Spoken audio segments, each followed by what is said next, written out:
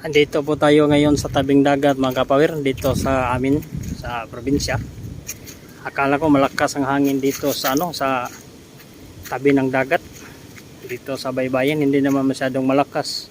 Doon sa bukid sobrang lakas mga kapawir. Yun po ang alon sa dagat. Sobrang laki-laki na ng alon ng dagat mga kapawir. O, tingnan nyo. Pumagasak na yung hangin doon sa karagatan mga kapawir. Sobrang lakas na. Di ba? Laki-laki na ng alon mga kapawir. Malayo yan mga kapawir eh. Hindi kaya natin puntahan doon, no? Sobrang layo yan. Oh, tingnan nyo, di ba? Malayo. Ang layo talaga mga kapawir diyan.